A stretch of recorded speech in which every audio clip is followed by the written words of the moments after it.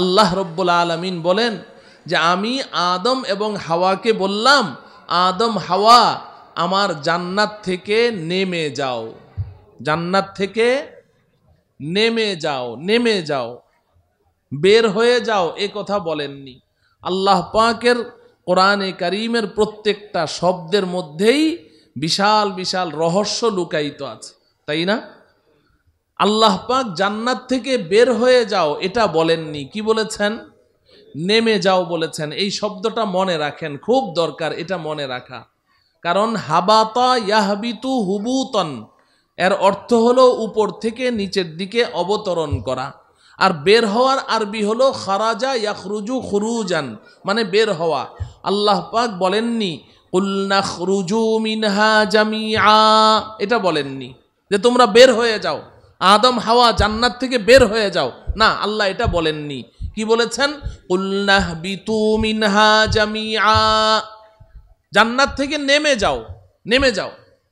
তো আব্বা আম্মা আল্লাহ পাকের নির্দেশ পাওয়া মাত্র জান্নাত থেকে নেমে সোজা দুনিয়াতে চলে এসেছে। এই যে নেমে যাও শব্দটি আল্লাহ পাক বললেন, এই শব্দ থেকে আমাদের কি এটা বুঝে আসে যে আমাদের আসল বাড়ি জান্নাতটা এখন কোন দিকে আছে? কিছু কি বুঝেন? কোন দিকে বলেন তো? মাশাআল্লাহ, সবাই বুঝেন নাই, কয়েকজন বুঝেছেন। কোন দিকে বলেন? উপরের দিকে। আপনি বিকেল 5টায় অফিস থেকে ফিরেছেন, আপনার 3 নম্বর ছেলেটা খুব দুষ্ট, খালি গাছে চড়ে। আপনি অফিস থেকে এসে দেখেন নারিকেল গাছের আগায় উঠে বসে আছে। আপনি ওর দিকে তাকিয়ে কি বলবেন? এই বের হ, এটা বলবেন? কি বলবেন?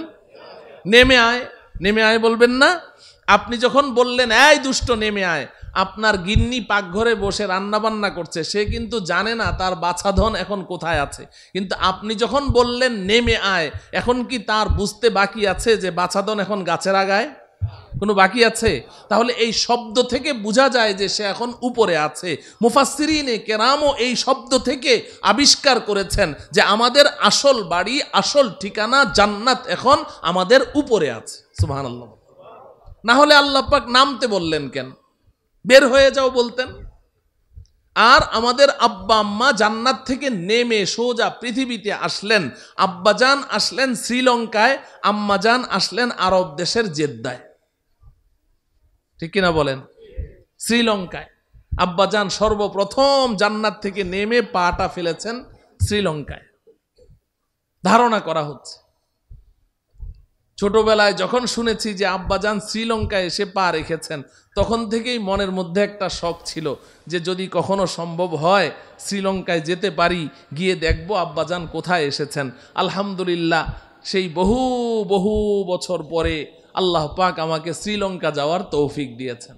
তো সেখানে যাওয়ার পরে, যাওয়ার আগেই বিমানে বসেই সন্ধান পেয়ে গেছি যে কোথায় আব্বাজান এসেছেন।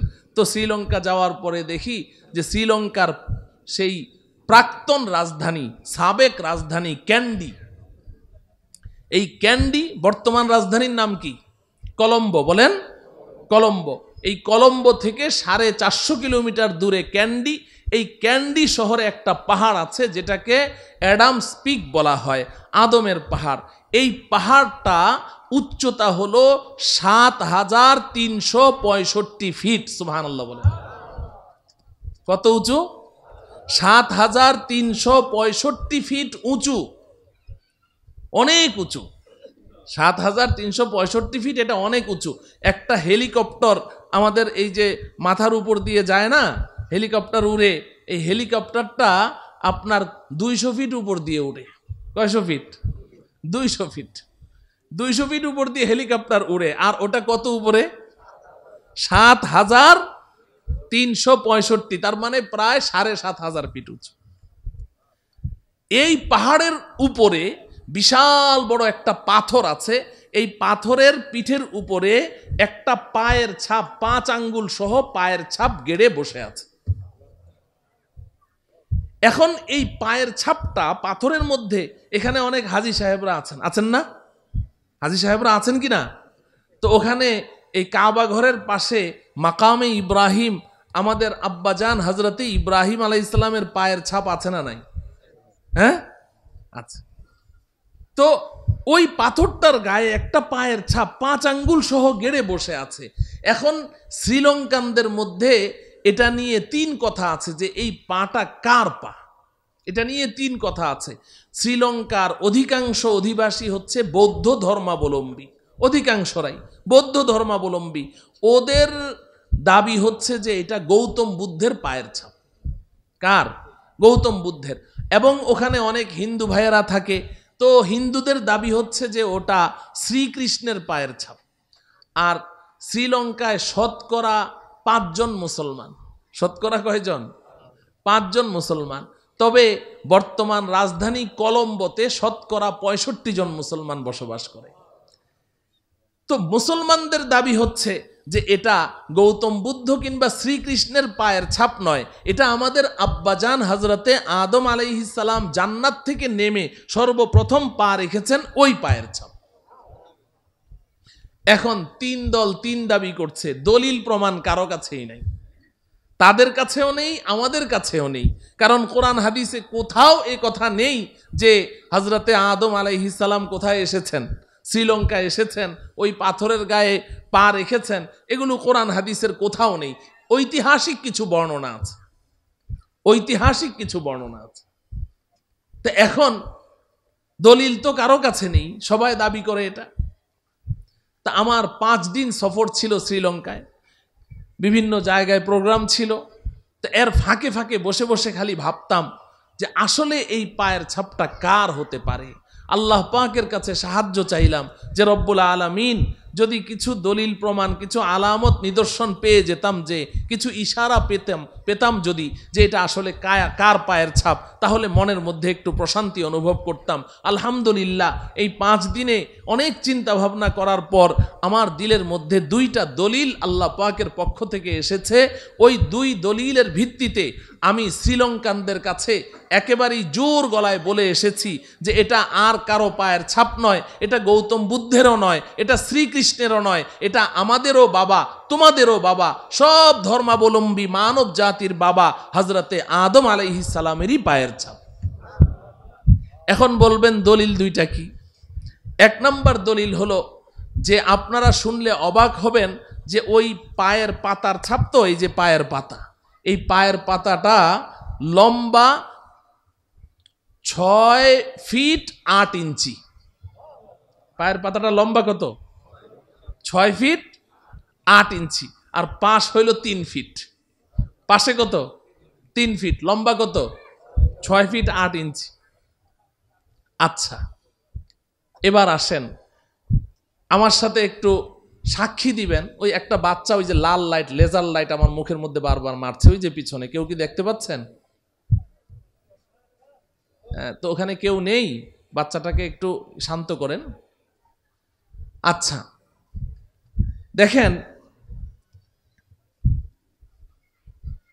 আপনারা যারা হজ করেছেন, হাজী সাহেবরা যারা আছেন, আমি দোয়া করি আজকের এই মাহফিলে যারা আমার সামনে উপস্থিত আছেন, ডানে বাঁয়ে সামনে পেছনে, ধনী গরিব, বুড়ো জোয়ান, ছোট বাচ্চা, নারী পুরুষ, যারা এই মাহফিল শুনছেন, আমি আল্লাহ পাকের কাছে দোয়া করি আল্লাহ রব্বুল আলামিন সকলকেই আল্লাহ পাকের ঘর, সকলকে অন্তত পক্ষে একবারের জন্য হলেও স্বচক্ষে জিয়ারত করার তৌফিক দান করেন।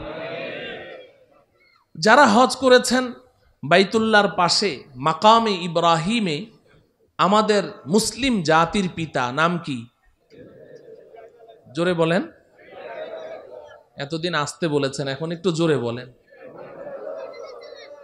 আমাদের মুসলিম জাতির পিতার নাম কি? ইব্রাহিম আলাইহিস সালাম। ইব্রাহিম আলাইহিস সালাম, এই কথাটা কে বলেছেন? আল্লাহ রব্বুল আলামিন বলেছেন, মিল্লাতা আবিকুম ইব্রাহিম হুয়া সাম্মাকুমুল মুসলিমিন।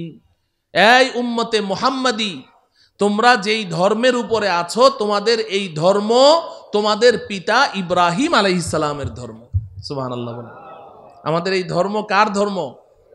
ইব্রাহিম আলাইহিস সালামের ধর্ম। আল্লাহ বলছেন মিল্লাতা আবিকুম, তোমাদের পিতা ইব্রাহিমের ধর্মের উপরে তোমরা প্রতিষ্ঠিত আছো। আল্লাহ এতটুকু বলেই ক্ষান্ত হননি, আল্লাহ বলছেন হুয়া সাম্মাকুমুল মুসলিমিন। আরে উম্মতে মুহাম্মাদি শুনো, আরে বাংলাদেশের মুসলমান শুনো, বাবা যেমন সন্তানের নাম রাখে আব্দুর রহমান, আব্দুল করিম, এই যে বাবা সন্তানের নাম রাখে, আল্লাহ বলেন তোমাদের নাম যে মুসলমান, এই মুসলমান নাম তো আমি আল্লাহ রাখিনি, হুয়া সাম্মাকুমুল মুসলিমিন, তোমাদের পিতা ইব্রাহিম তোমাদের নাম রেখেছেন মুসলমান। তো নাম রাখলো কোন বাপ? এতদিন ডাকলাম কারে বাপ? থাকে? ইসলাম বলে কিছু থাকে? তওবা করা লাগবে, তওবা করব তো ইনশাআল্লাহ। আল্লাহ আমাদেরকে তওবা করার তৌফিক দান করেন। তো ইব্রাহিম খলিলুল্লাহ আলাইহিস সালাম, ওনার দুই পায়ের ছাপ কাবা ঘরের পাশে মাকামে ইব্রাহিমের মধ্যে আছে না নাই? কথা বলেন, কারা কারা দেখেছেন হাত উঠান তো। মাশাআল্লাহ, এই তো অনেকেই দেখেছেন। আচ্ছা বলুন তো দেখি, ইব্রাহিম আলাইহিস সালামের যে পায়ের ছাপটা আপনারা দেখলেন, এই পাটা কি অস্বাভাবিক বড় মনে হয়েছে আপনাদের কাছে? আমাদের পায়ের চেয়ে একটু লম্বা, তাই না? আমাদের পায়ের চেয়ে এই এতটুকু হবে সর্বোচ্চ, আমাদের পায়ের চেয়ে একটু লম্বা। আচ্ছা এবার বুঝেন, ইব্রাহিম আলাইহিস সালাম আজ থেকে 5000 বছর, প্রায় 5000 বছর পূর্বে দুনিয়াতে এসেছে। কত বছর? প্রায় 5000 বছর। আপনারা জানেন মানুষ দিন দিন খাটো হচ্ছে, দিন দিন কি হচ্ছে? খাটো হচ্ছে না? দিন দিন খাটো হচ্ছে। এখন ইব্রাহিম আলাইহিস সালাম 5000 বছর আগে যিনি আসলেন, তার পায়ের ছাপটা এতটুকু। এখন গৌতম বুদ্ধ, বৌদ্ধ ধর্মাবলম্বী যারা, তাদের দাবি অনুসারে গৌতম বুদ্ধ আজকে থেকে প্রায় 2500 বছর আগে দুনিয়াতে এসেছেন। তো 5000 বছর আগে যেই মানুষটা এসেছেন, তার পা যদি এতটুকু হয়, গৌতম বুদ্ধের পা এত বড় হবে? কতটুকু হবে? না আরো ছোট হবে? আরো ছোট হবে। আর ওই যে হিন্দু ভাইরা যে শ্রীকৃষ্ণের কথা বলে, সে তো ওই দিনের মানুষ, তার পা তো আরো ছোট হবে, তাই না? তো তাইলে এই পাওটা যে 6 ফিট 8 ইঞ্চি লম্বা আর 3 ফিট চৌড়া, এটা গৌতম বুদ্ধের পা হতে পারে? এটা শ্রীকৃষ্ণের পা হতে পারে? এখন প্রশ্ন হলো, তাহলে এটা কার পা? বুখারী শরীফ খুলেন, সহিহ বুখারীর মধ্যে আছে, নবীজি সাল্লাল্লাহু আলাইহি ওয়াসাল্লাম ইরশাদ করেন, খালাকাল্লাহু আদামা আলা সূরাতিহি ওয়া তুলুহু 60 জিরাআন। আল্লাহ রাব্বুল আলামিন হযরতে আদম আলাইহিস সালামকে তিনি যেই রূপে চেয়েছিলেন সেই রূপেই সৃষ্টি করেছেন, এবং আদম আলাইহিস সালাম ছিলেন 60 হাত লম্বা। কত হাত লম্বা? তাহলে যেই মানুষটা 60 হাত লম্বা, তার পায়ের পাতাটা এই 6.5 ফিট হওয়া, এটা স্বাভাবিক। বলেন ঠিক কিনা? তো আমি এই দলিলের ভিত্তিতে ওই শ্রীলঙ্কানবাসীদেরকে বলে এসেছি এক প্রোগ্রামের মধ্যে, যে আপনারা যত কিছুই বলেন, আসলে এটা গৌতম বুদ্ধেরও নয়, শ্রীকৃষ্ণেরও নয়, এটা আমার, আপনার, আপনাদের সকলেরই বাবা হযরতে আদম আলাইহিস সালামেরই পায়ের ছাপ। 2 নম্বর দলিল আমি যেটা পেশ করেছি তাদের সামনে, সেটা হলো যে ওই পাথরের গায়ে একটা পায়ের ছাপ। মাকামে ইব্রাহিমের মধ্যে তো ইব্রাহিম আলাইহিস সালামের 2 পা আছে, আর ওই পাথরের গায়ে পা আছে কয়টা? একটা পা। তাও আবার অদ্ভুত কাণ্ড, ডান পা নয়, বাম পায়ের ছাপ। কোন পায়ের? আমি ওটার মধ্যে খুব গবেষণা করেছি, চিন্তা করেছি যে রব্বুল আলামিন, এটার মধ্যে কোনো নিদর্শন অবশ্যই আছে। পা একটা কেন, তাও আবার কি বাম পা কেন? তো চিন্তা ভাবনা করার পরে আলহামদুলিল্লাহ দিলের মধ্যে এটা আসলো যে হ্যাঁ, বাম পাই তো হতে হবে। যদি ডান পা হতো তাহলে সন্দেহের মধ্যে পড়ে যেতাম। বাম পা হওয়াতে এখন আর আমার কোনো সন্দেহ নেই। বলবেন কেন? আচ্ছা বলুন তো দেখি, এই যে আমরা মসজিদে প্রবেশ করি, প্রবেশ করার সময় কোন পা আগে রাখি? ডান পা। মসজিদ থেকে বের হয়ে এরপরে কোন পা আগে রাখি? বাম পা। এটা রাসূলের সুন্নত কিনা? সুন্নত। বাথরুমে প্রবেশ করতে কোন পা আগে দেই? বাম পা। বের হওয়ার সময় ডান পা। তার মানে কি? তার মানে হলো উত্তম জায়গায়, ফজিলতপূর্ণ দামি জায়গায় পা রাখতে ডান পা রাখবে, আর নিম্নমানের জায়গায় পা রাখতে বাম পা রাখবে। এটা আমাদের নবীজিরও সুন্নত, এবং আদম থেকে নিয়ে ঈসা পর্যন্ত পূর্বের সমস্ত নবীগণের এই সুন্নত ছিল। উলাইকাল্লাযীনা হাদাহুমুল্লাহ ফাবিহুদাহুম মুক্তাদি। এই দলিলে আমি মনে করি সমস্ত নবীগণের এই সুন্নত ছিল। উত্তম জায়গায় পা ফেলবে তো ডান পা ফেলবে, নিম্ন স্তরের জায়গায় পা ফেলবে তো বাম পা ফেলবে।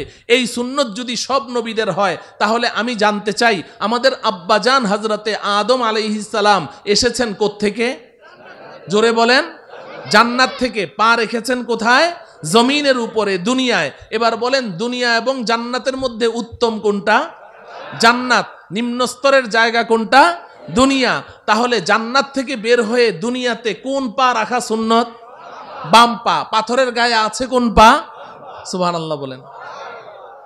এই প্রসঙ্গক্রমে আমি এই কথা বলতে চাই নাই, সময় তো বেঁধে দেওয়া, কিন্তু কথা অন্যদিকে চলে গেছে। তো আলহামদুলিল্লাহ একটা কথা আলোচনা হলো। তো আমরা বলছিলাম যে আমাদের আসল বাড়ি জান্নাত আছে কোন দিকে? বলেন কোন দিকে? আমরা আছি কোন দিকে? এখন প্রশ্ন হলো, উপরে তো জান্নাত আসল বাড়ি, তো বাড়িতে কি আমরা সবাই যেতে চাই? কারা কারা যেতে চায় হাত উঠাই। হে আল্লাহ, আপনি আমাদের সবাইকে আমাদের আসল বাড়ি, পৈতৃক সম্পত্তি জান্নাতে অতি সহজে যাওয়ার তৌফিক দান করেন। হাত নামান। এখন বাড়িতে তো যাব, বাড়ির পথ কত দূর, কোথায় আছে একটু জানতে মনে চায় না? কোন দিকে? চলেন উপরের দিকে যাই। আপনি দিনের বেলা উপরের দিকে তাকালে একটা সূর্য দেখবেন। এই সূর্যটা আকারে আকৃতিতে দেখতে মনে হয় যেন একটা ভাতের প্লেটের সমান, তাই না? আসলে কি এত ছোট? না। বিজ্ঞান আমাদেরকে ধারণা দিয়েছে যে এই সূর্যটা এই পৃথিবীর চেয়ে 13 লক্ষ গুণ বড়। সুবহানাল্লাহ বলেন। কত বড়? 13 লক্ষ গুণ বড়। এই পৃথিবীর সাথে আরো 13 লক্ষটা পৃথিবী এই সমান জোড়া লাগান, যত বড় হবে সূর্যটা এত বড়। সুবহানাল্লাহ বলেন। প্রশ্ন হলো, এত বিশাল সূর্য দেখা যায় এত ছোট একটা ভাতের থালার সমান, ঘটনা কি? এত ছোট কেন দেখা যায় বলেন তো?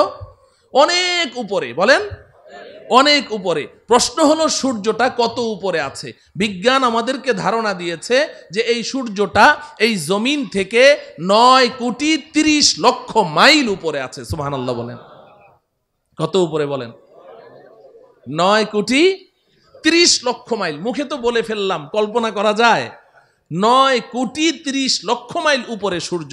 আচ্ছা যাই হোক, এই সূর্যের দেশে যদি আপনি চলে গেলেন 9,30,00,000 মাইল উপরে, সেখানে গিয়ে কি আমাদের আসল বাড়ি জান্নাতের কোনো সন্ধান পাওয়া গেল? তাহলে আরো উপরে যেতে হবে।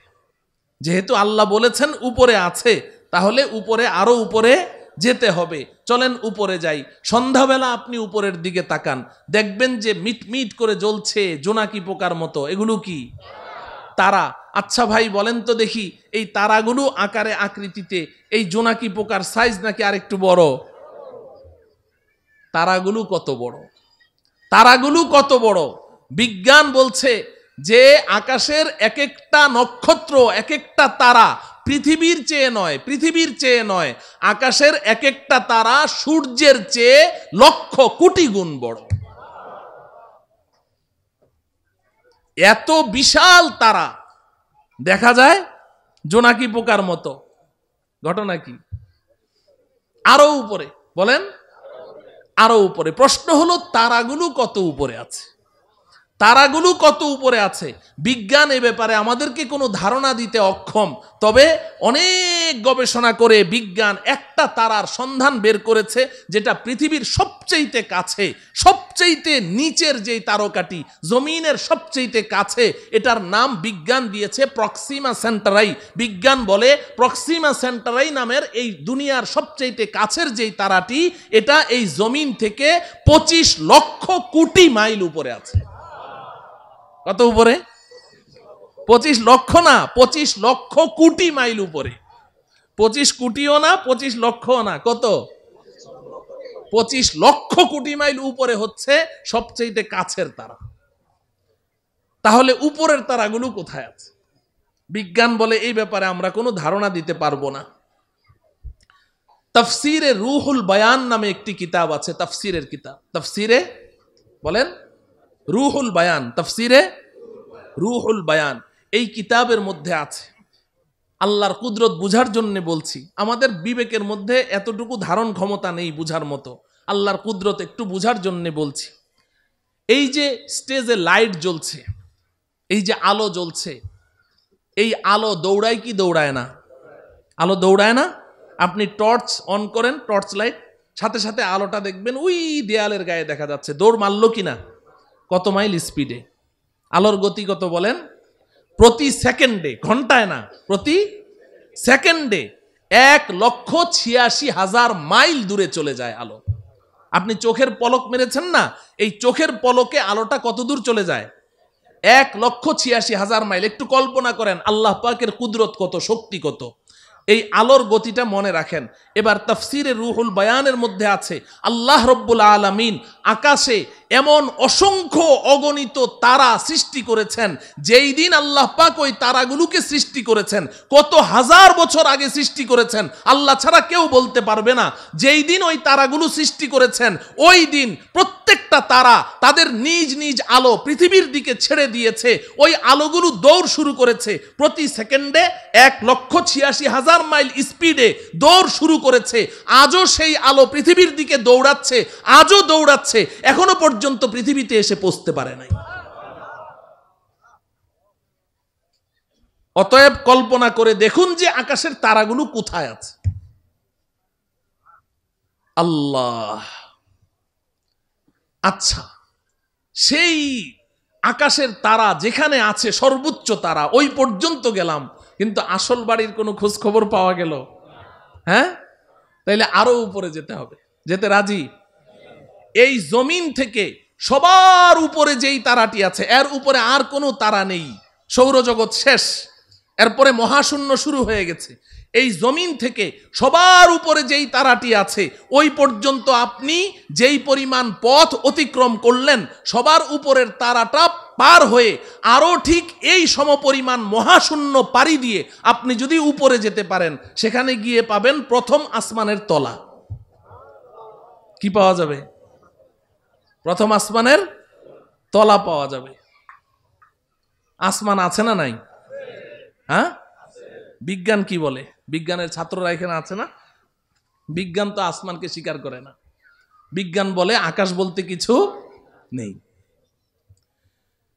আল্লাহ, আকাশ আছে তো? বিজ্ঞান অস্বীকার করলো যে। একটা গল্প শুনবেন।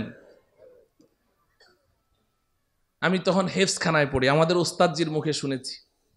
এক বুড়ি, তার পৃথিবীতে একটা পুত্র সন্তান, আর কেউ নেই। ওই পুত্র সন্তানটাই তার অন্ধের যষ্টি, ওইটাই তার সম্বল।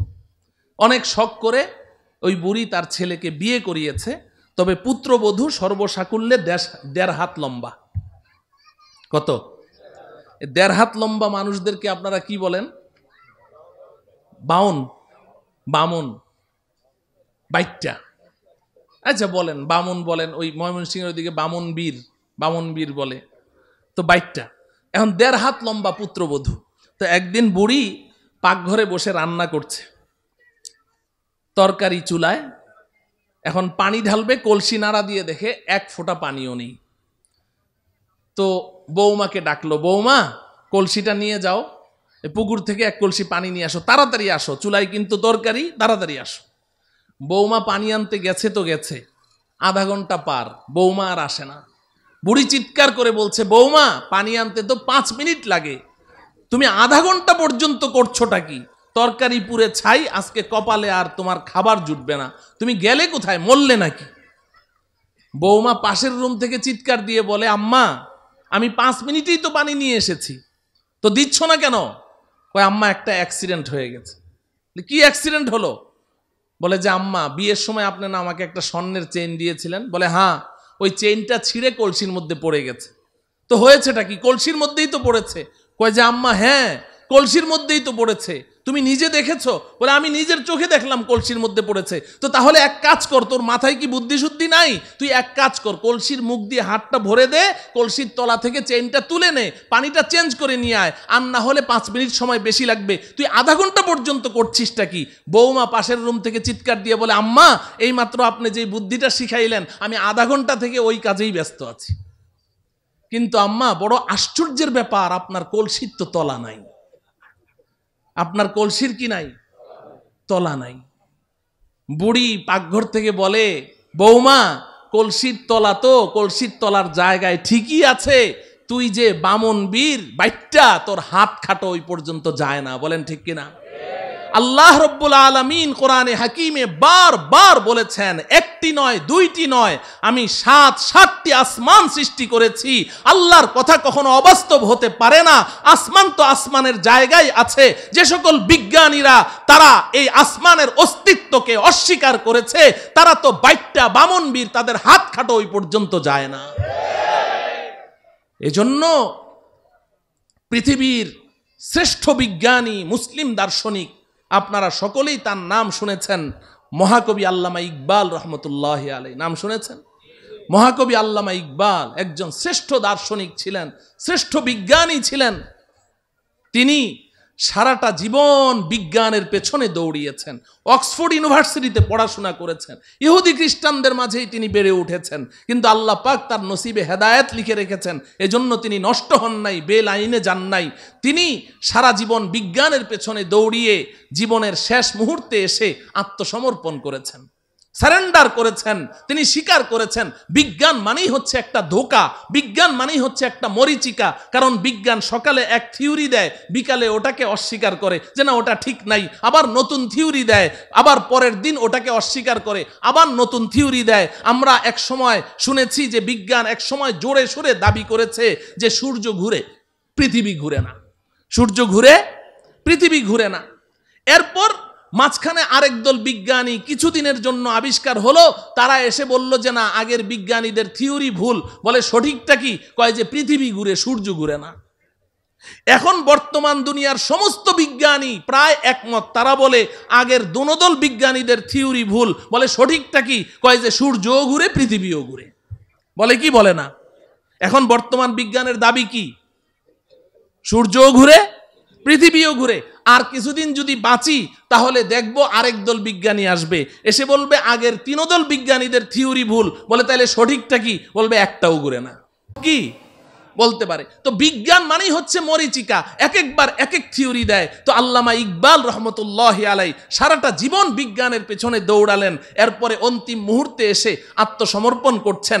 কোই कहता है नहीं है, कोई कहता है कि है, या खबर है या नहीं है तेरी दुनिया का वजूद।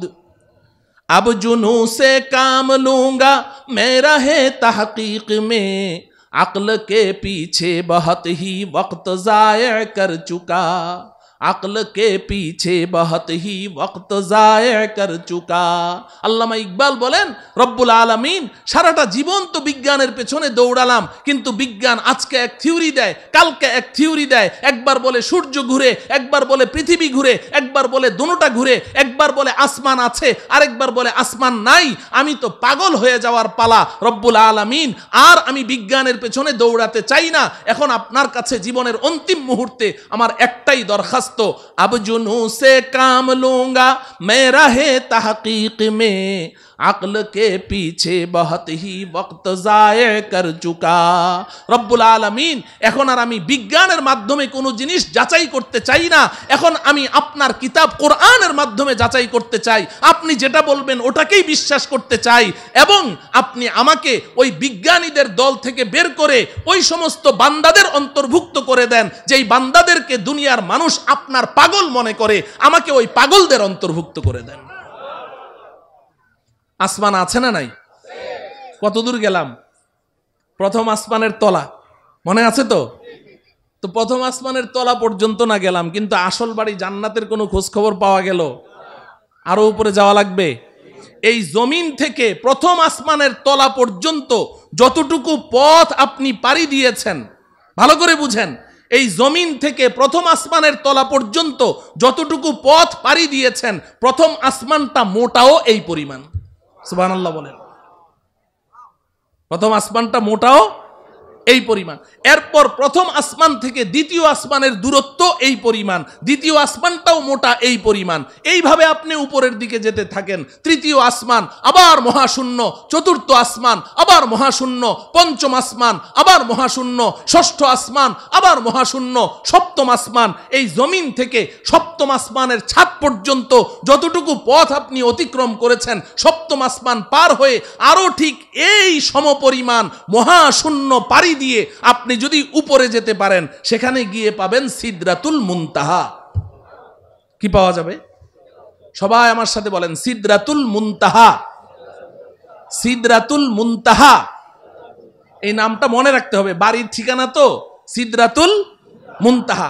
এবার আল্লাহ রব্বুল আলামিন আমার আপনার আসল বাড়ি, আমার আপনার আব্বা আম্মার বাড়ি, আমাদের পৈতৃক সম্পত্তি জান্নাতের ঠিকানা বলে দিচ্ছেন। ইনদা সিদরাতিল মুনতাহা ইনদাহা জান্নাতুল মাওয়া। এই দুনিয়ার মুসলমান শুনে রাখো, আমি তোমাদের জন্যে, আমার ইমানদার পরহেজগার বান্দাবান্দিদের জন্যে আমি যেই বিশাল জান্নাত তৈরি করেছি, এই জান্নাতটা আমি আল্লাহ সিদরাতুল মুনতাহার নিকটে তৈরি করে রেখেছি। কোথায়? সিদরাতুল মুনতাহা। বলেন, সবাই বলেন সিদরাতুল মুনতাহা। বাড়ির ঠিকানা জানা লাগবে না, বাড়ির এলাকার নাম জানতে হবে। আমাদের বাড়ির এলাকার নাম কি? সিদরাতুল মুনতাহা। আল্লাহ রব্বুল আলামিন বলছেন ওই সিদরাতুল মুনতাহার নিকটে আমি আল্লাহ জান্নাত নামের বাড়ি তৈরি করে রেখেছি। মুহতারাম হাজরিন, আমাদের দেশের কিছু নষ্ট ভ্রষ্ট নাস্তিক দাবিদার কিছু ছেলেরা, এরা এই মাঝে মধ্যে উল্টাপাল্টা কিছু বকাবকি করে কোরআন হাদিস ইসলাম ঈমান সম্পর্কে, আল্লাহ রসুল সম্পর্কে। এই ভ্রষ্ট নষ্ট ছেলেগুলো তারা বলে জান্নাত বলতে কিচ্ছু নাই। জান্নাত আছে না নাই? এখন ওরা জান্নাতকে অস্বীকার করে কেন জিজ্ঞাসা করেন, বলবে যে আমাদের নাস্তিকদের একটা থিওরি আছে, যা চোখে দেখি না তা বিশ্বাস করি না।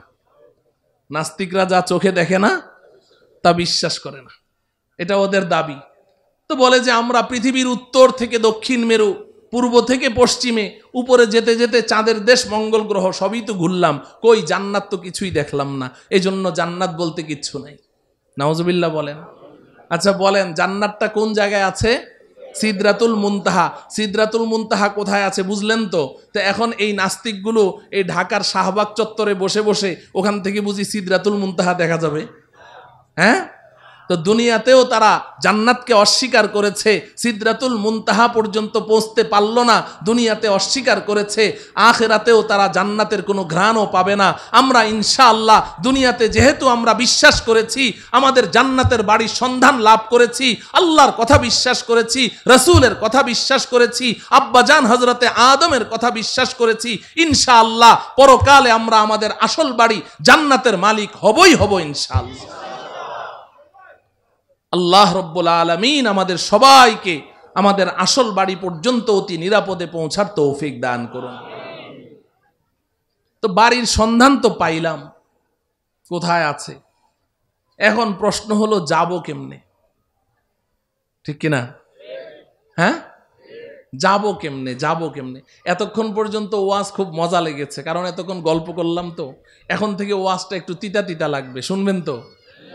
হ্যাঁ, আসল ওয়াজ এখন থেকে শুরু। এতক্ষণ কিন্তু ওয়াজ ছিল না, এতক্ষণ গল্প গুজব করলাম, সময় কাটাইলাম। আসল ওয়াজ এখন থেকে। যাব কেমনে, এটার না দরকার, ঠিক কিনা বলেন? আচ্ছা বলেন, নিচ থেকে উপরের দিকে উঠার পদ্ধতি কি? আপনি যদি একটা কুয়ার নিচে পড়ে গেছেন, এখন আপনি উঠতে চান উপরে, হাউমাউ করে চিৎকার করছেন, ভাইরে আমারে উঠাও রে, মল্লাম রে, গেলাম রে।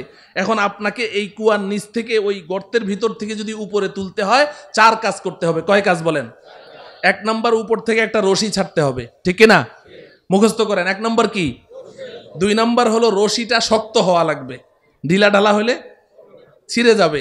3 নম্বর হলো যখন রশিটা উপর থেকে ছাড়া হলো, নিচ থেকে ওই রশিটা শক্ত করে চেপে ধরতে হবে, ঠিক কিনা? যদি আপনি সত্যিকারেই উপরে উঠতে চান তাহলে কি করতে হবে? চেপে ধরতে হবে। যদি গাউরা টাইপের হয়, কারণ আমি রশি টশি ধরুম না, উপরে উঠুম, ও কিয়ামত পর্যন্ত উঠতে পারবে নাকি? রশি ধরা লাগবে, ধরতে হবে। 4 নম্বর শর্ত হলো, যখন রশিটা আপনি চেপে ধরেছেন, এখন উপর থেকে যারা রশি ছেড়েছে দয়া মায়া করে রশিটা ধরে টান মারতে হবে, তাইলে আপনি উপরে উঠে যাবেন, ঠিক কিনা? এই কথাটুকু যখন বুঝে আসলো, এবার আসেন, আমরাও তো আমাদের আসল বাড়ি জান্নাত থেকে অনেক নিচে পড়ে গেছি, অনেক নিচে। কত নিচে এটা কল্পনাও করতে পারবো না, শুনলাম খালি এতক্ষণ ঠিকই। তা আমরা যে নিচে পড়ে গেছি, এখন যদি আমরাও আমাদের আসল বাড়ি জান্নাত পর্যন্ত উপরে উঠতে চাই, তাহলে জান্নাতের মালিক আল্লাহ রব্বুল আলামিন দয়া মায়া করে আমাদের কাছে একটা রশি ছাড়তে হবে। কি ছাড়তে হবে বলেন? রশি ছাড়তে হবে। রশিটা বড় মজবুত হওয়া লাগবে, আমাদের সকলকে ওই রশি চেপে ধরা লাগবে। এবার আল্লাহ পাক যদি দয়া করে টান মারেন, তো সোজা আমরা আমাদের আসল বাড়ি জান্নাতে পৌঁছে যাব। আপনি বলবেন হুজুর এটা কি বললেন, আগ্রম বাগ্রম কথা, কিছুই বুঝলাম না। এই কথাটাই আল্লাহ রব্বুল আলামিন সূরা আলে ইমরানের 103 নম্বর আয়াতে বলেছেন। সুবহানাল্লাহ বলেন। সূরার নাম কি? আলে ইমরান। বলেন সূরার নাম কি? আলে ইমরান। আয়াত নম্বর কত? 103। মনে রাখবেন, সূরা আলে ইমরান। সবাই বলেন সূরা আলে ইমরান, আয়াত নম্বর 103। আল্লাহ পাক বলছেন, ওয়াতাসিমু বিহাবলিল্লাহি জামিআন ওয়া লা তাফাররাকু। এই দুনিয়ার মানুষ, শক্ত করে ধরো। ইতাসিমু, আল ইতিসাম মজবুতি কে সাথ পাকড়না, শুধু ধরা না। ধরার আরবি ইতিসাম না, ধরার আরবি হলো আখাযা ইয়াখুযু, আখযান মানে ধরা। আল্লাহ পাক খুজু বলেননি, ইতাসিমু বলেছেন, শক্ত করে ধরো। বিহাবলিল্লাহ, আল্লাহর রশি। সুবহানাল্লাহ বলেন। হাবলুল্লাহ মানে কি? আল্লাহর রশি। হাবলুল্লাহ মানে কি? আল্লাহ বলছেন ইতাসিমু বিহাবলিল্লাহ, আল্লাহর রশি ধরো। জামিআন, সবাই মিলে ধরো, একজন দুইজন না। এই রশি ছিঁড়ার কোনো সম্ভাবনাই নাই, সবাই মিলে ধরো। ওয়ালা তাফাররাকু, আল্লাহর রশি ধরতে গিয়ে আপোষের মধ্যে বিচ্ছিন্ন হয়ে যেও না। সুবহানাল্লাহ বলেন। বুঝে থাকলে বলেন। সূরা আলে ইমরানের 103 নম্বর আয়াতে আল্লাহ পাক আমাদের সবাইকে কি ধরতে বলেছেন? কার রশি? কার রশি? সবাই বলেন কার রশি? আল্লাহর রশি ধরতে বলেছেন। তো ধরতে রাজি আছি তো? এখন প্রশ্ন হলো, আল্লাহ তো রশি ধরতে বলেছেন, রশিটা ছাড়লো কে? ছাড়লেন কে? রশিটাকে শক্ত বানাইলো কে? রশি ধরে টান মারবে কে? আমাদের কাজ কি? কথা বলে না। ধরা আমাদের কয় কাজ? বাকি 3 কাজ কার? ওই 3 কাজের ওয়াজের দরকার নেই, ওটা তো আল্লাহর কাজ। আমাদের কাজ কয়টা? তাইলে এখন প্রশ্ন হলো, ধরবো কেমনে? এই আমার ওয়াজ শেষ, রশিটা কি বাড়িতে যাইতে হবে না? ধরবো কেমনে? ধরার সিস্টেম লাগবে কি লাগবে না? নাকি সব ধরা একরকম, যে যেমনি চাই এমনি ধরলে হবে? না, এমনি ধরলে হবে না। আমি এক বক্তার ওয়াজ শুনেছিলাম ছোটবেলায়, গান শিখায়, গানের ওস্তাদ, বুড়া চিকনা চাকনা, আর ছেলে হইলো একেবারে নওজোয়ান তাগড়া। ও বলে ব্যান্ড সঙ্গীত শিল্পী হবে। ব্যান্ড সঙ্গীত কি জিনিস এটা যুবকদেরকে তো বুঝাইতে হবে না, বুড়ারা তো বুঝবেই না, ভ্যা ভ্যা করে চিল্লায় যায় ব্যান্ড সঙ্গীত। এখন ওই ব্যান্ড সঙ্গীত শিল্পী হবে। এখন ওই বুড়া ওরে যতই গান শিখায়, ওই জোয়ানের গলা হইলো একটা বুড়া বকরির গলা, ফাটা বাস, ওটা দিয়ে কোনো গান বের হয় না। তো একদিন ওই উস্তাদের মন টন খারাপ। ছাত্র কয়, উস্তাদ মন খারাপকে? কয় যে তুই আমার সুরটা একটু ধরতে পারলি না, এই জন্য আমার মন খারাপ। কি করতে পারলি না? সুরটা একটু ধরতে পারলি না। এখন ছাত্রটা ছিল আমার মতো একটু বোকা শোকা, ও চিন্তা করে যে স্যারের সুরটা ধরতে হবে, তো এইটা স্যার আগে বললো না আজকে বলছে। তো অনেক চিন্তা ভাবনা করলো যে সুর কেমনে ধরা যায়। পরে ওর মাথায় বুদ্ধি আসলো, আরে সুর তো স্যারের গলা দিয়ে বাইর হয়। ও উঠে স্যারের গলা একদম সজোরে চিপে ধরেছে, এমন জোরে চেপে ধরলো, ধরে বলে যে স্যার আজকে 6টা মাস আপনি এত কষ্ট করলেন, আপনি প্রথম দিন বলতেন আমি প্রথম দিনই ধরে ফেলতাম। এখন আজকে আমি ধরেছি, আমি আর আজকে সুর ছাড়ছি না। আপনার যতক্ষণ মন ভালো না হবে আমি সুর ছাড়বো না। স্যারের জিহ্বা এতখানি বের হয়ে গেছে। এখন স্যার তো কথাবার্তা বলতে পারে না। এখন স্যার যত উ আ করে বুঝাইতে চেষ্টা করে যে বেটা সুর ধরার সিস্টেম তো এটা না, তুই সিস্টেম লস করেছিস, কিন্তু কথা তো বলতে পারে না, উ আ করে। তো ওই ছেলে মনে করেছে জুইত মতো ধরা হয় নাই, ও আরো শক্তি দিয়ে চেপে ধরেছে। তো 10 মিনিটের মধ্যে স্পট ডেড, ওখানেই শেষ। এটা বুঝি সুর ধরার সিস্টেম? কথা বলে না। তাহলে ধরায় ধরায় বেশ কম আছে, ধরায় ধরায় বেশ কম আছে। তো এখন আল্লাহ রব্বুল আলামিন তো বললেন যে আমার রশিটা চেপে ধর। 1 নম্বর হইল রশি চিনতে হবে, নাকি রশি চিনা লাগবে না? 2 নম্বর হলো রশি ধরার সিস্টেম জানতে হবে। কয়টা কথা? 2টা কথা। 1 নম্বর হলো রশি চিনতে হবে। বলেন 1 নম্বর কি? 2 নম্বর কি? রশি ধরার সিস্টেম নাকি চিনা লাগবে না? রশি চিনা লাগবে। আমাদের দেশের কিছু ভাই তো রশি চিনতে ভুল করে ফেলেছে। এই বেচারারা সূরা আলে ইমরানের 103 নম্বর আয়াত পড়ে এখন পেরেশান, আল্লাহর রশি কোথায় পাওয়া যায়। কারণ রশি না ধরলে তো আর বাড়িতে যাওয়া লাগবে না, রশি তো ধরাই লাগবে। এখন খুঁজতে খুঁজতে অস্থির, কোথায় রশি পাওয়া যায়, কোথায় তো রশি নাই। পরে চিন্তা করলো যে কোরআন নাজেল হয়েছে মক্কায়, আচ্ছা ওখানে যাই। হজ করতে গেছে, মক্কা মদিনা পুরা ঘুরে আসলো, কেউ রশি চিনে না। দেশে আসার পরে মন টন খারাপ, রশি ধরতে পারলাম না, তাইলে তো আর জান্নাতের বাড়িতে যাওয়া হবে না। পরে দেখে সর্বনাশ, এই পাশের জেলায় ফরিদপুর গেলেই তো রশি পাওয়া যায়। কোথায়? কথা বলে না। আছে না নাই? কয়টা? কয়টা? কয় যে পাইছি, একে জন্মের মতো গিয়ে চেপে ধরে। ও আমার প্রিয় ভাইয়েরা, আপনাদের বিবেকের কাছে জানতে চাই, আল্লাহ তাআলা এমন রশির কথা বললেন যেই রশি পৃথিবীর কোথাও নাই, মক্কায়ও নাই, মদিনায়ও নাই, ফরিদপুর জেলায় গেলে পাই। এই রশি কি সেই রশি? এই রশি কি সেই রশি? তাইলে কি আমরা সবাই একমত হতে পারি যে আমাদের যে সমস্ত ভাইয়েরা ওই ফরিদপুরের ৮ রশিতে গিয়ে হাত দিয়েছে তারা রশি চিনতে ভুল করেছে? যদি এই এলাকায় কেউ থাকেন আজকে তওবা করবেন, আজকে তওবা করবেন। করবো তো ইনশাআল্লাহ। ওই রশি না রে ভাই, আল্লাহর রশি কি এটা আগে চিনতে হবে। তাফসিরের কিতাব খুলেন, আমার কথা শোনার দরকার নেই, আমি তো সূরার নাম আয়াত নাম্বার বলে দিয়েছি। আপনি যে কোনো একটা গ্রহণযোগ্য তাফসিরের কিতাব খোলেন, সব মুফাসসিরিনে কেরাম এক কথা বলেছেন, এখানে কেউ দুই কথা বলেন নাই। তারা পরিষ্কার বলে দিয়েছেন হাবলুল্লাহি আল কুরআন, আল্লাহর রশির নাম হলো আল কুরআন। সুবহানাল্লাহ। আল্লাহর রশির নাম কি? আল্লাহর রশির নাম কি? তাইলে রশিটা কি আল্লাহ ছেড়েছেন না এখনো ছাড়েন নাই? হ্যাঁ, ছেড়েছেন। এখন কি করা লাগবে? আমাদের ধরা লাগবে। তাইলে এখন শেষ ওয়াজ হইল ধরবো কেমনে, ঠিক কিনা? শেষ ওয়াজ কি? ধরবো কেমনে। আচ্ছা দেখেন, এই যে আমার সামনে রশি আছে, এই যে রশি ধরলাম, এই যে দেখেন রশি ধরলাম, তো আঙ্গুল লাগে কয়টা? হ্যাঁ, কেউ যদি বলে যে আমি 5 আঙ্গুল দিয়ে ধরুম না, 4 আঙ্গুল দিয়ে ধরুম, তো ঝুলে থাকতে পারবে? টান মারলে ঝুলতে পারবে? 2 আঙ্গুল দিয়ে ধরলে? 5 আঙ্গুল দিয়ে যদি ধরি, এবার মাইকম্যানকে বলেন রশি টান দিবে, রশি ছিড়বে, আমার হাত ছুটবে না, ঠিক কিনা? তাইলে শক্ত করে ধরতে হইলে আঙ্গুল লাগে কয়টা? আল্লাহর রশি ধরতেও আঙ্গুল লাগবে 5টা। সুবহানাল্লাহ বলেন। এখন আমি এই 5টা আঙ্গুলের নাম বলবো, সবাই মুখস্থ করবেন। বাকি 5 আঙ্গুলের ওয়াজ আর করা আজকে হবে না, পাশেই তো থাকি, আরেকবার আসমনি যদি আল্লাহ তৌফিক দেয়। 5 আঙ্গুলের ওয়াজ, এক একটা আঙ্গুলের ওয়াজ 1 ঘন্টা করে কমপক্ষে লাগবে, তাইলে না 5 আঙ্গুলের ওয়াজ করা যাবে, ঠিক কিনা? তো এখন 5টা আঙ্গুলের নাম আগে মুখস্থ করেন। আমি সংক্ষিপ্ত একটা এক্সরে রিপোর্ট দিয়ে যাই যে আঙ্গুলগুলো সুস্থ আছে কিনা, ধরা আছে কিনা। হ্যাঁ, মাঝে মধ্যে এক্সরে রিপোর্টটা বাইর করে দেখবেন, দেখবেন তো ইনশাআল্লাহ। আল্লাহর রশি ধরার 1 নম্বর আঙ্গুলের নাম হলো ঈমান। বলেন, সবাই বলেন। 1 নম্বর আঙ্গুলের নাম কি? ঈমান। 2 নম্বর আঙ্গুলের নাম ইবাদত। সবাই বলেন ইবাদত, ইবাদত। 3 নম্বর আঙ্গুলের নাম মুআমালা। আমি পরে অর্থ বলে দিব, এখন না বুঝেই মুখস্থ করেন। মুআমালা, মুআমালা, মুআমালা। 4 নম্বর মুআশারা, মুআশারা, মুআশারা। 5 নম্বর আখলাক, আখলাক, আখলাক। কয়টা হলো? 5টা। আবার বলি, 1 নম্বর কি? সবাই বলেন ঈমান। 2 নম্বর ইবাদত, বলেন। 3 নম্বর মুআমালা, মুআমালা বলবেন না, মুআমালা, মুআমালা। 4 নম্বর মুআশারা, মুআশারা। 5 নম্বর আখলাক। কয়টা হলো? এই 5টা আঙ্গুল লাগবে, এই 5টা আঙ্গুল লাগবে। আপনারা সবাই শিক্ষিত মানুষ, সমজদার মানুষ, আপনারা বুঝে ফেলেছেন যে এই আঙ্গুল সেই আঙ্গুল না, ঠিক কিনা? রক্ত মাংসের আঙ্গুল না। তার মানে কি? এই যে 5টা কথা বললাম, ইসলাম এই 5টা সেক্টরে বিভক্ত, এই 5-এর বাইরে আর ইসলাম নাই। আমাকে, আপনাকে, প্রত্যেককে এই 5ও সেক্টরে খাঁটি মুসলিম হতে হবে। তাহলে 5টা আঙ্গুল সহি শুদ্ধ আছে, আল্লাহর রশি ধরা আছে। এবার অপেক্ষায় থাকেন, আল্লাহ টান মারবে, ঝুলে থাকবেন, তো সোজা আসল বাড়ি জান্নাতে পৌঁছে যাবে। এই 5টা আঙ্গুল সুস্থ সবল রাখবো তো ইনশাআল্লাহ। 1 নম্বর আঙ্গুলের নাম কি?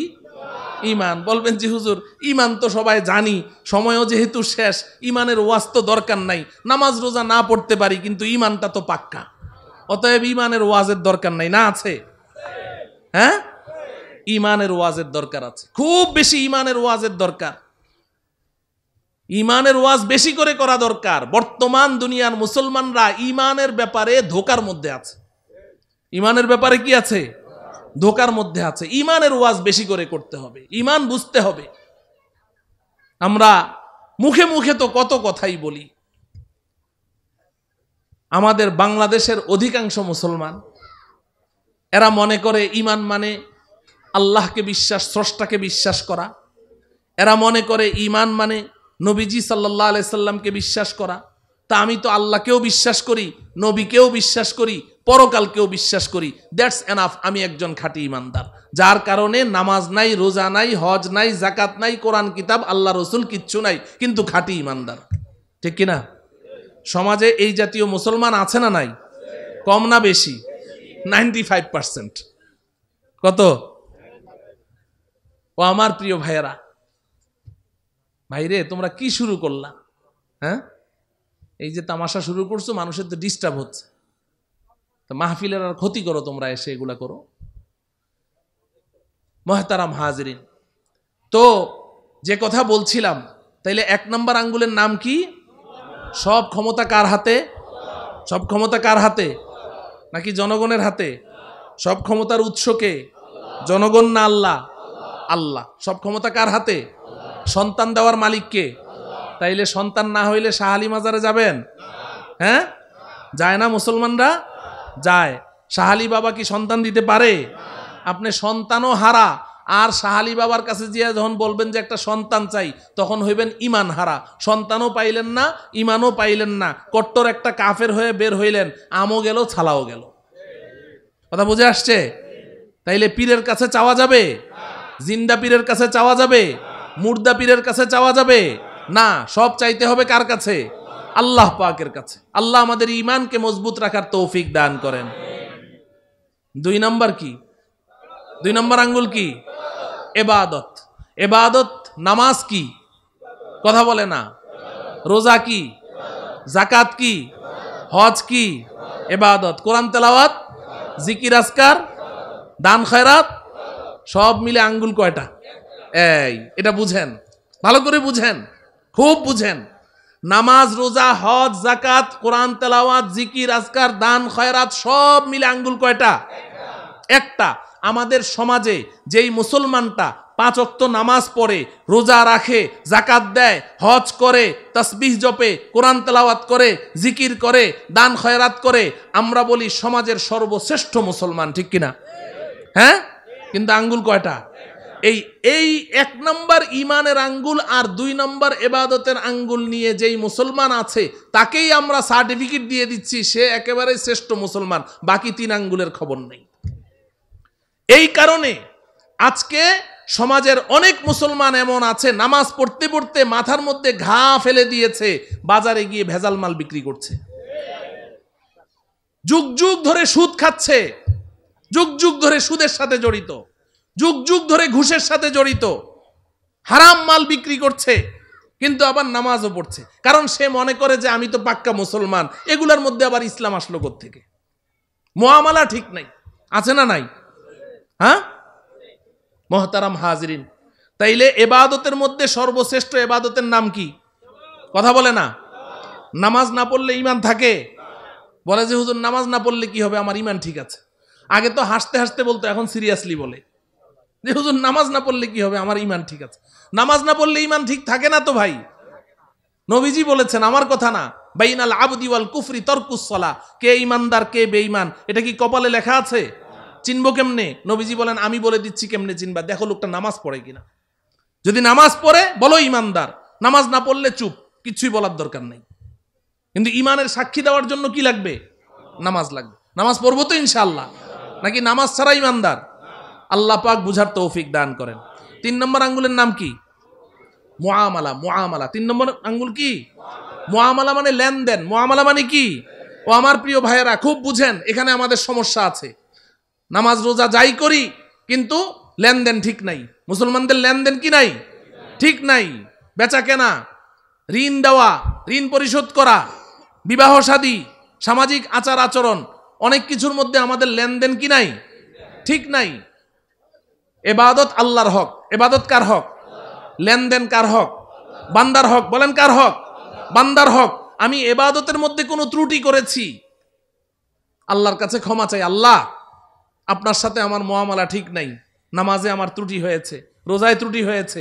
আল্লাহ বড় মেহেরবান, কান্নাকাটি করেন, ক্ষমা চান, আল্লাহ মাফ করে দিবেন। কিন্তু আপনি মুআমালা ঠিক করেন নাই। আপনি কোনো বান্দার হক আপনি অন্যায়ভাবে আপনি নষ্ট করেছেন। 10টা টাকা তার ইচ্ছার বাইরে জবরদস্তি তার কাছ থেকে আপনি নিয়েছেন। আপনি সারা জীবন সেজদায় পড়ে থাকেন, সারা জীবন সেজদায় পড়ে থাকেন, আল্লাহর কাছে কান্নাকাটি করেন, আল্লাহ আপনাকে মাফ করবে না। কেন মাফ করবে? আপনি অন্যায় কি আল্লাহর সাথে করেছেন না বান্দার সাথে? তাহলে আপনি যার সাথে অন্যায় করেছেন তার কাছে না মাফ চাইবেন? কথা বুঝে আসে? খবরদার, খবরদার, মুআমালা ঠিক করতে হবে, লেনদেন ঠিক করতে হবে। হাসরের ময়দানে অনেক নামাজ, রোজা, হজ, যাকাত, কোরআন তেলাওয়াত, তাসবিহ, তাহলিল, জিকির, আজকার, নফল রোজা, নফল দান খয়রাত, অনেক একদম ইবাদতের আমলের পাহাড় নিয়ে উঠবে, পাহাড় নিয়ে। অন্যরা এভাবে তাকিয়ে থাকবে, বাপরে বাপ এত আমল করেছে, এত নেকি, এত সওয়াব, সবাই এভাবে তাকিয়ে থাকবে। এমন ব্যক্তি উঠবে, কিন্তু হাসরের ময়দানে পাওনাদারদের ঋণ পরিশোধ করতে করতে ওর নেকি সব খালি হয়ে যাবে, তাকে আল্লাহ পাক জাহান্নামে নিক্ষেপ করবে। পরিষ্কার হাদিস, পরিষ্কার হাদিস। পাওনাদাররা ওই সময় দাঁড়িয়ে যাবে, দুনিয়াতে খুব বাবুগিরি করেছেন, খুব বেটাগিরি করেছেন, মাস্তান, সন্ত্রাস, খুব পাওয়ার, মানুষের জমি জমা কুক্ষিগত করেছেন, ভূমিদস্যু, ভূমিখোর, সন্ত্রাসী করে করে মানুষের টাকা পয়সা মেরে খেয়েছেন, অনেক শক্তি, অনেক ক্ষমতা। কিন্তু ভাই আল্লাহ পাকের সামনে গিয়ে আপনাকে দাঁড়াতে হবে, এটা মাথায় রাখেন। যখন আল্লাহ পাকের আদালতের কাঠগড়ায় দাঁড়াবেন, তখন আপনার কি অবস্থা হবে? নবীজি সাল্লাল্লাহু আলাইহি সাল্লাম সাহাবায়ে কেরামকে প্রশ্ন করেছেন, এই বলো তো দেখি সবচেয়ে বড় মিসকিন কে? সবচেয়ে বড় মিসকিন কে? তো সাহাবায়ে কেরাম বললেন, ইয়া রাসূলুল্লাহ, এক লোকমা দুই লোকমা খাবারের জন্য মানুষের দাঁড়ে দাঁড়ে ঘুরে, ওই তো সবচেয়ে বড় মিসকিন। নবীজি বললেন না, বরং সবচেয়ে বড় মিসকিন হলো ওই ব্যক্তি যে হাসরের ময়দানে পাহাড় সমপরিমাণ নেকি নিয়ে উপস্থিত হবে। আল্লাহ পাক তার জন্য জান্নাতের ফায়সালা করবেন। সে যখন জান্নাতের দিকে রওনা করবে, পেছন থেকে একজন দাঁড়িয়ে বলবে, রব্বুল আলামিন লোকটা কই যায়? আল্লাহ বলবেন, ওরে জান্নাত দিয়ে দিয়েছি, দেখো না কি পরিমাণ নেকি নিয়ে আসছে। আল্লাহ একটু দাঁড়াইতে বলেন, কি সমস্যাটা কি? দুনিয়াতে আমি ওর কাছে 5 লাখ টাকা পাইতাম, দেয় নাকি? তাই নাকি? এদিকে আস, এদিকে আস। এই ধরা খায় গেল। ও 5 লাখ টাকা পাইতো? বলে হ্যাঁ। দাও, টাকা দাও। আল্লাহ টাকা দেবো কোত্থেকে? এখানে টাকা পাবো কোথায়? এখানে তো টাকার লেনদেন নাই। বলে কিসের? বলে নেকির লেনদেন হয়, 5 লাখ টাকার নেকি দিয়ে দাও। তো ওর ওখান থেকে 5 লাখ টাকার নেকি দিয়ে দিবে। তো একজন পাওনাদার যারা নাকি মানুষের টাকা নিয়ে মাইরা খায়, এরা কি একজনের টাকা মেরে খায় খালি, নাকি এটা তার অভ্যাস? তো যখন এক পাওনাদারে পেয়ে গেল নেকি 5 লাখ টাকার, বাকি পাওনাদাররা কয়, বাহ চমৎকার, তো এখন সব দাঁড়ায় যাবে। আল্লাহ আমি পাইতাম 1 লাখ, আল্লাহ আমি 2 লাখ, আল্লাহ আমি 10 টাকা, আমি 20 টাকা, সব দাঁড়ায় যাবে। আল্লাহ বলবেন, দাও দাও।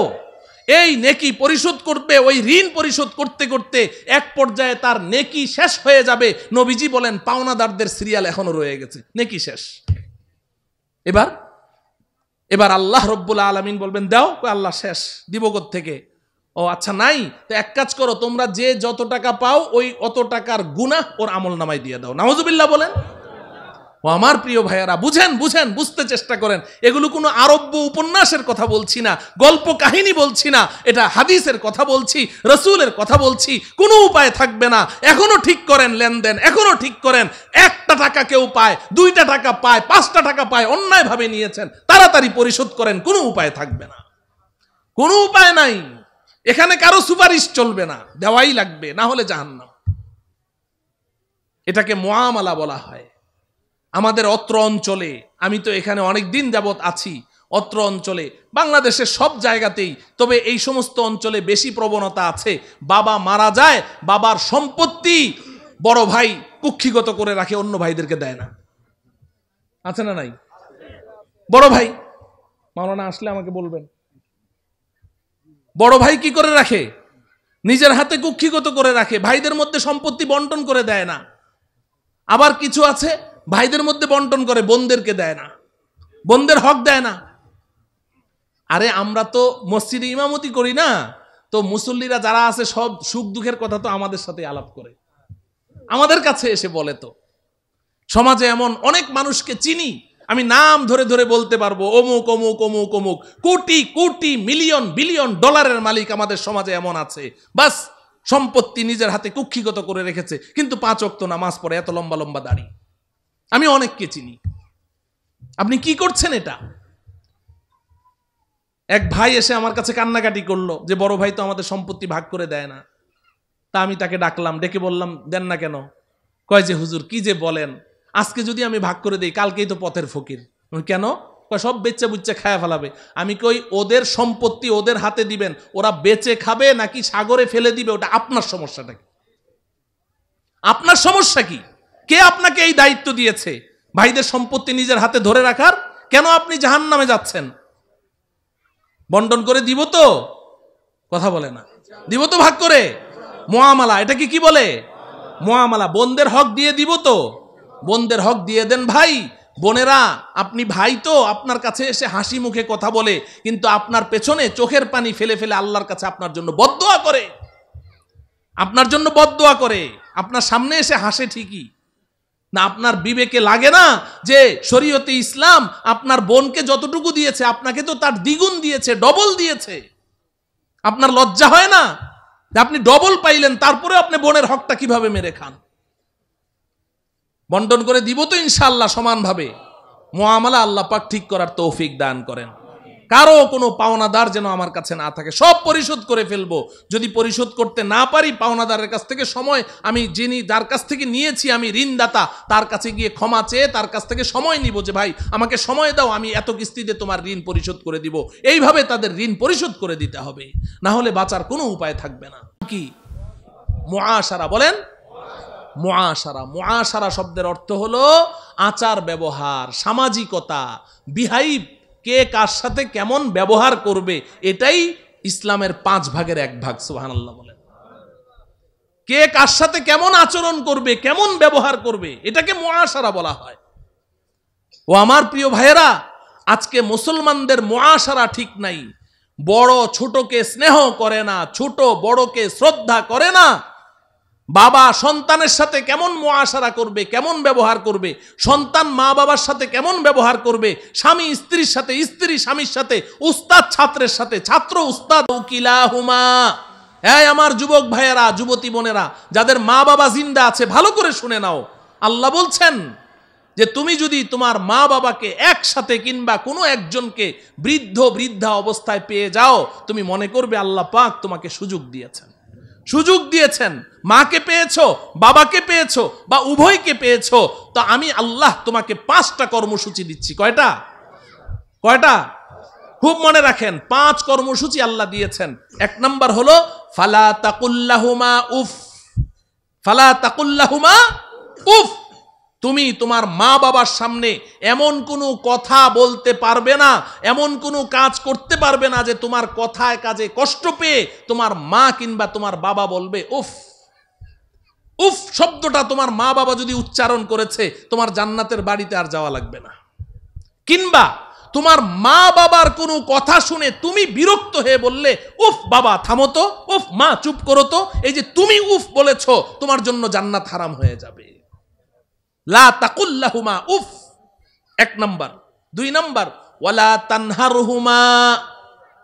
বাবা মাকে ধমক দিয়ে কথা বলিস না, ঝাড়ি মেরে কথা বলিস না। তোর হাতে, তোর শরীরে এখন অনেক শক্তি আছে, তো মা বাবা দুর্বল হয়ে গেছে, এখন মা বাবার সাথে ধমক দিয়ে কথা বলবি, ঝাড়ি মেরে কথা বলবি, আমি আল্লাহ এটা তোর জন্য হারাম ঘোষণা করলাম। ধমক দিয়ে কথা বলিস না। লা তানহারহুমা। 3 নম্বর কর্মসূচি ওয়াকুল্লাহুমা কওলান কারীমা। মা বাবার সাথে নরম স্বরে, আদরের স্বরে কথা বলো, আদর করে করে মা বাবার সাথে কথা বলো। যখন মা বাবা বুড়া বুড়ি হয়ে যাবে, তো সে তোমার ছোট বাচ্চা, 3 বছর 4 বছরের বাচ্চার মতো হয়ে গেছে। তোমার 3 বছরের সন্তানটার সাথে তুমি কিভাবে কথা বলো? তুমি যখন ঘর থেকে বের হও, তো বাচ্চাটাকে কোলে নিয়ে 2 গালে চুমু দিয়ে বলো আব্বু তোমার জন্য কি আনবো, মজা আনবো, তক্কেত আনবো, বিক্কু আনবো, কি ঢং করে করে তুমি কথা বলছো। তো তোমার বাচ্চাটার সাথে এত সুন্দর করে কথা বলো, মা বাবার সাথে কথা বলতে গেলে তখন তোমার মেজাজটা কেন খারাপ হয়ে যায়? Same same same same. মা বাবার সাথেও আদর করে করে কথা বলতে হবে। ওয়াকুল্লাহুমা কওলান কারীমা। চেহারাটা গুমরাহ করে রেখো না, গাল ফুলিয়ে রেখো না। মা বাবার সামনে গিয়ে এমন ভাবে মুড অফ করে রাখো যে তোমার মার মনে চায় একটু কমলা খাবে, কিন্তু ভয়ে তোমাকে বলতে পারে না। তুমি এমন ভাব নিয়ে চলো যে বাবা আমি একটু কমলা খাবো, মনের কথাটা বলতে সাহস পায় না।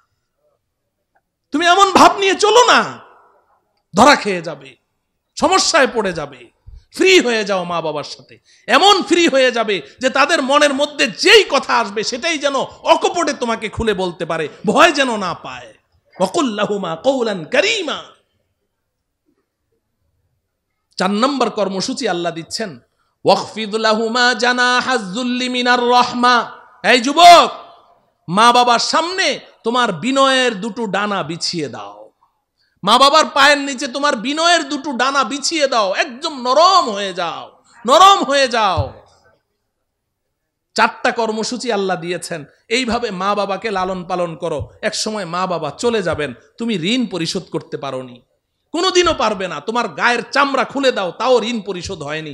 মা বাবা তো চলে গেছেন, 4 কর্মসূচি তুমি পালন করেছো। এবার আমি আল্লাহ তোমাকে 5ম আরেকটা কর্মসূচি দিচ্ছি, ওয়াকুর রব্বিরহামহুমা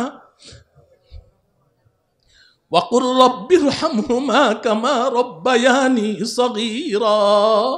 সারাটা জীবন যতদিন জিন্দা থাকো, আমি আল্লাহর কাছে হাত দুটো তুলে চোখের পানি ছেড়ে বলতে থাকো, আল্লাহ গো, আপনি যেভাবে বলেছেন চেষ্টা তো করেছি, কিন্তু মা বাবার হক তো আদায় করতে পারি নাই, আপনি তো নিয়ে গেলেন। আল্লাহ গো, আমি যখন দুগ্ধপুষ্য শিশু ছিলাম, তখন আমার মা আমাকে যেভাবে আদর আহ্লাদ করে লালন পালন করেছেন, আমার বাবা যেভাবে আমাকে আদর সোহাগ করে লালন পালন করেছেন, আল্লাহ গো, এখন তো আমার আব্বা আম্মা আপনার কাছে, আপনিও আমার আব্বা আম্মাকে ওইভাবে আদর সোহাগ করে লালন পালন করেন। যদি মৃত্যু পর্যন্ত এভাবে চোখের পানি ছেড়ে ছেড়ে মা বাবার জন্য দোয়া করতে পারো, আমি আল্লাহ তোমার পক্ষ থেকে তোমার মা বাবার ঋণ আমি পরিশোধ করে দেব। তাহলে মা বাবার সাথে কেমন আচরণ করতে হবে শরীয়তে আমাদেরকে শিক্ষা দিয়েছে কি দেয়নি? তা আমার সন্তান এই কথাটা জানবে স্কুলে, কলেজে, ভার্সিটিতে পড়াইলে না মাদ্রাসায় পড়াইলে? হ্যাঁ, মাদ্রাসায় পড়াইতে হবে না? মাদ্রাসায় পড়ান, ঠকবেন না। মাদ্রাসায় পড়ান, ঠকবেন না। অন্তত প্রাথমিক শিক্ষাটা মাদ্রাসায় দিয়ে দেন। শিক্ষার ফাউন্ডেশন, বেনা, ভিত্তিটা মাদ্রাসায় হয়ে যাক। মাদ্রাসা শিক্ষার এই ফাউন্ডেশনটা যখন হয়ে যাবে, সে আল্লাহকে চিনবে, রসুলকে চিনবে, মা বাবার মর্যাদা সম্পর্কে জানবে, যখন রসুলের আখলাক চরিত্র সম্পর্কে জানবে, এরপরে আপনার এই সন্তান যদি ডাক্তার, ইঞ্জিনিয়ার, প্রফেসর, জজ, ব্যারিস্টার, পাইলট যাই হোক না কেন, ইনশাআল্লাহ এই সন্তান কোনোদিন নাস্তিক হবে না, মুরতাদ হবে না। এই সন্তান যত বড় ব্যক্তি হোক না কেন, দেশের প্রধানমন্ত্রী হয়ে যাক না কেন, রাষ্ট্রীয় সম্পদ চুরি করবে না, পাচার করে বিদেশে পাঠাবে না, জনগণকে কষ্ট দিবে না, এবং কোনোদিন আপনাকে ঘর থেকে বের করে বৃদ্ধাশ্রমে রেখে আসবে না। এই ভুল করবেন না। মাদ্রাসায় পড়ান, মাদ্রাসায় পড়ান। এটাকে মুআশারা বলা হয়। আজকে আমাদের মুআশারা ঠিক নাই। স্বামী জানে না স্ত্রীর সাথে কেমন মুআশারা করবে, স্বামী জানে না। এই মুআশারা না জানার কারণে বিবাহ করে, বছর না গড়াইতেই কয় ডিভোর্স, 1 তালাক, 2 তালাক, 3 তালাক। হায় রে ডিভোর্স, খালি ডিভোর্স। আমরা ফতুয়ার কাজ করি তো এই আমাদের কাছে যত ফতুয়া আসে, মানুষের জীবনে কি খালি একটাই সমস্যা, খালি ডিভোর্স? ম্যাক্সিমাম খালি মাসআলা খালি এইটাই, হুজুর মাথা গরম হয়ে গেছে, 3 কথা বলে ফেলছি। এই ডিভোর্সের প্রবণতা দিন দিন কমছে না বাড়ছে? কেন বাড়ছে? মুআশারা ঠিক নেই, মুআশারা ঠিক নেই। স্বামী জানে না স্ত্রীর সাথে কেমন মুআশারা করতে হয়, স্ত্রী জানে না স্বামীর সাথে কেমন মুআশারা করতে হয়। মুআশারা ঠিক করতে হবে, মুআশারা ঠিক করতে হবে। নবীজি সাল্লাল্লাহু আলাইহি ওয়াসাল্লাম তার বিবিদের সাথে কেমন আচরণ করেছেন, এটা আমার পড়তে হবে। সিরাতুন নবী পড়তে হবে, রসুলের জীবনী পড়তে হবে। রসুলের পারিবারিক জীবনটা কেমন ছিল, নবীজি তার বিবিদের সাথে কেমন আচরণ করেছেন, এটা আমার জানতে হবে। ওইভাবে আমার পরিবার নীতি চালাতে হবে। তাহলে ইনশাআল্লাহ ডিভোর্স শব্দ মুখে আসবে না। নবীজি কি কোনো একজন বিবিকে ডিভোর্স দিয়েছিলেন জীবনে? বিবি কি 1 জন 2 জন? কয়জন? তো 11 জনের মধ্যে তো একজনকেও ডিভোর্স দিলেন না। আর আপনি একজন বিবি, তাতে আপনি ডিভোর্স দিতে পাগল হয়ে গেলেন, ব্যাপারটা কি? আপনার মুআশারা ঠিক নাই।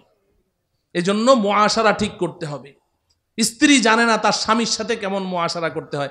আজকাল তো আধুনিক যুগ, বিজ্ঞানের যুগ, যুবকরা মনে কষ্ট নিয়েন না। আমি ছোটবেলায় একটা ওয়াজ শুনেছিলাম, ওই যে যুক্তিবাদী সাহেবের, হাবিবুর রহমান যুক্তিবাদী সাহেবের, ওনার ওয়াজ শুনেছিলাম। আমি তখন হেফজ পড়ি রংপুরে। তো ওই ওয়াজের মধ্যে উনি বলেছিলেন যে আধুনিকতা, আধুনিকতা, যুবকদের যে আধুনিকতা, এই আধুনিকতা যে কত বড় বিপদের কারণ হয়। তো এক যুবক, সে অনেক পড়াশোনা করেছে, আইলেবিলে পাশ করে এসেছে, এখন সে বিবাহ করবে, খুব মডেল তারকা, নাচনেওয়ালি, গানেওয়ালি, এরকম মেয়ে তালাশ করছে। কিন্তু বাবা মা বলে যে না, আমরা গ্রামের মেয়ে বিয়ে করাবো, পর্দানসীন নামাজি মেয়ে। যুবক রাজি না, কিন্তু বাবা মার ইচ্ছায় শেষমেশ ওই গ্রামের এক পর্দানসীন মেয়েকে বিয়ে করে আনলো। এখন মেয়ে বাসর রাতে যখন যুবক গেল ঢুকলো, তো মেয়ে তো ঘোমটা লম্বা ঘোমটা দিয়ে বসে আছে। ওই যুবক তো ওই ঘোমটা দেখে ওর মেজাজ গরম হয়ে গেছে যে বর্তমান যুগে আবার এই ঘোমটা টোমটা চলে নাকি, এটা দেখে ওর মেজাজ গরম। এরপরে ভিতরে যখন ঢুকলো, এখন বিবি সাহেবা বলে আসসালামু আলাইকুম রহমতুল্লাহ, সালাম শুনে আরো মেজাজ গরম, উত্তর তো দিলই না, বস বসে আছে আর রাগে খালি ফুসছে। এবার বিবি সাহেবা উঠে এসে স্বামীর পায়ের জুতা খুলে দেয়, মোজা খুলে দেয়, হাত পাখা নিয়ে বাতাস করে। স্বামী একটা কথা 3 বার জিজ্ঞেস করলে তারপরে জবাব দেয়।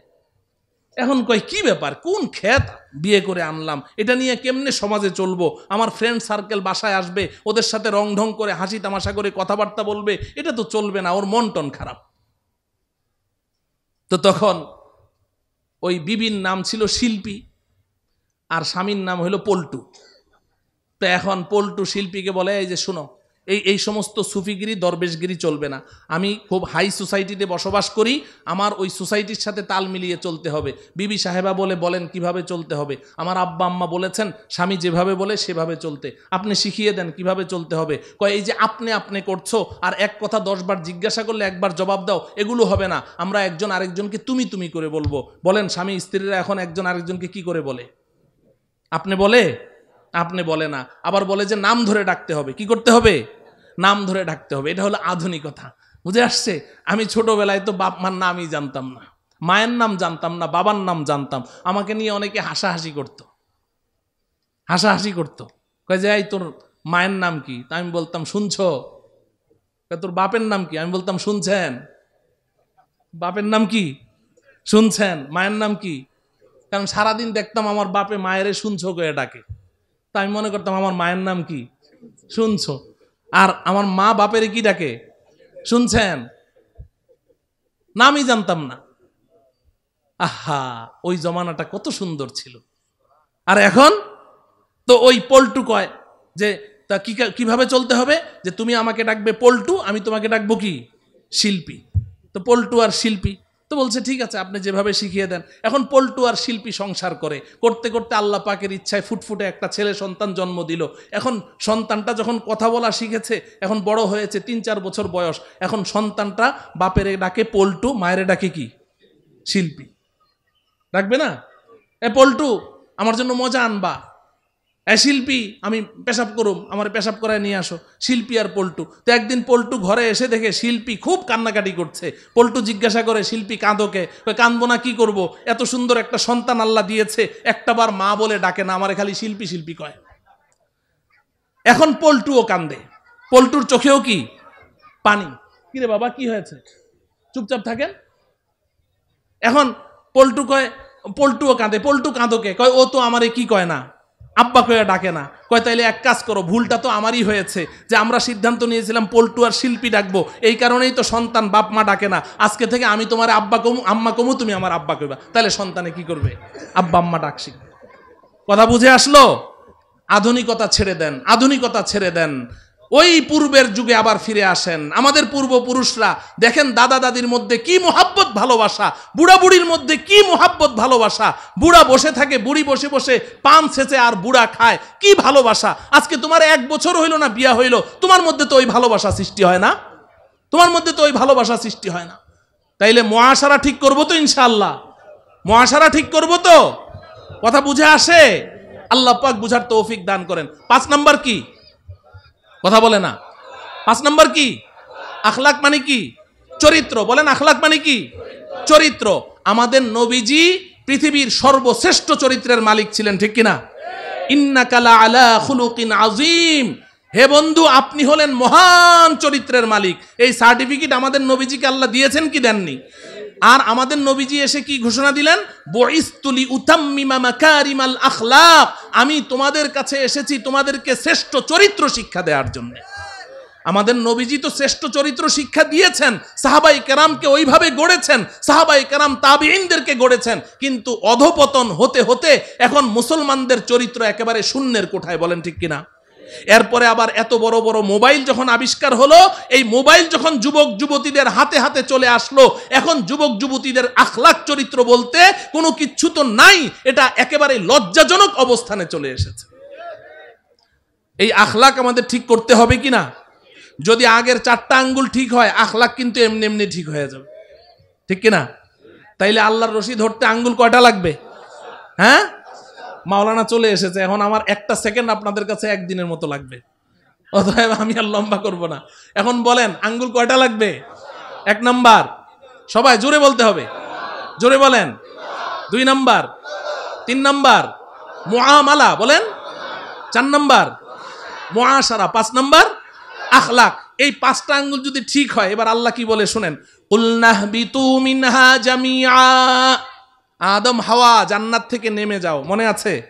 জান্নাত থেকে ফা ইম্মা ইয়াতিয়ান্নাকুম মিন্নি হুদা, অতি সত্বর আমি আমার পক্ষ থেকে হেদায়েত নামের একটা রশি ছাড়বো। ছেড়েছেন কি? এবার আল্লাহ বলছেন ফামান তাবিআ হুদায়া ফালা খাউফুন আলাইহিম ওয়ালা হুম ইয়াহজানুন।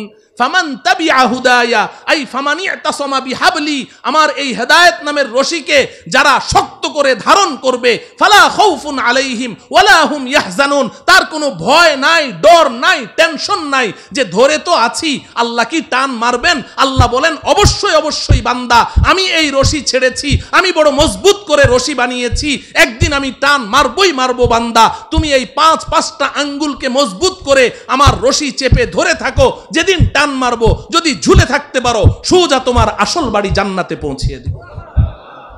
আল্লাহ রব্বুল আলামিন আমাদেরকে এই 5 সেক্টরে খাঁটি মুসলিম হয়ে আল্লাহ পাকের রশি মজবুত করে ধারণ করে আমাদের আসল বাড়ি জান্নাতে পৌঁছার তৌফিক দান করুন।